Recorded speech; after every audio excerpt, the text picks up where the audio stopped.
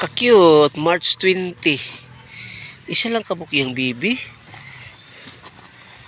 Ako pa rin gitigway ganina, pagbalik na ako, nanganak na.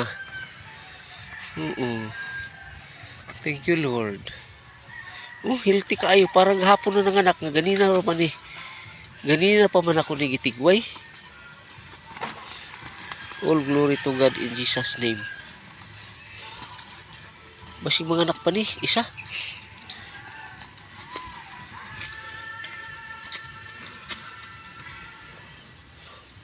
Isa lang iyang anak.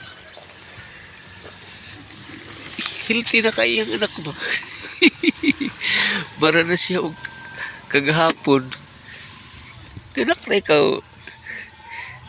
Nanganak na ikaw di? Kambing? Nanganak na ikaw, Bing? Ay, talaga ka-cute. Sabi ni, laki. Mayong laki ni. Biraw? Tingnan ko ha, kung laki ba ha? Allah. Salamat sa Ginoo kay laki. Katong puti, duha ka mukbay. Kaya di laki. Thank you, Lord. Basing mga anak pa ka, Bing. Basing mga anak pa ka. Hallelujah. Thank you, Lord. Nanganak ang akong kanding. Uy, narang iyang mga inunlan, oh. O baka ni isa lang yun iyang anak? Wala ko kabantay ba?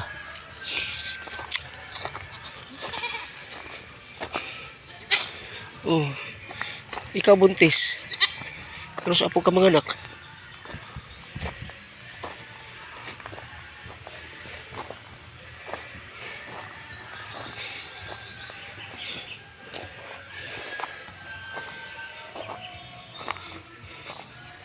Thank you, Lord. Salamat sa mga binuhi ni mong hatag ni mo na ako, Lord.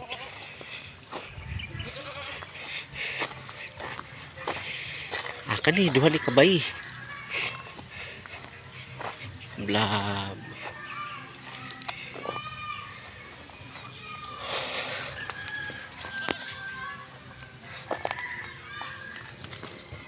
Salamat kay Ginoo.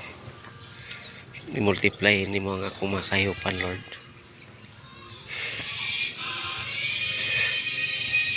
According to Lord Jesus Christ in Genesis chapter 8:21, I will multiply your mga kahayupan. In verse 22, I will multiply your harvest sa mga tanom.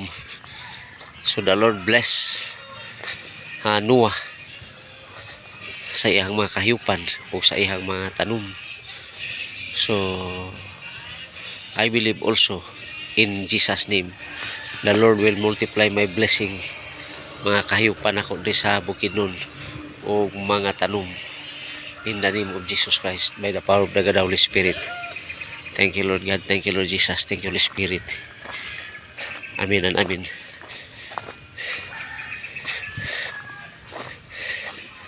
Halika, lipat ka na ako kay init diha. Lipat ka. Thank you, Lord.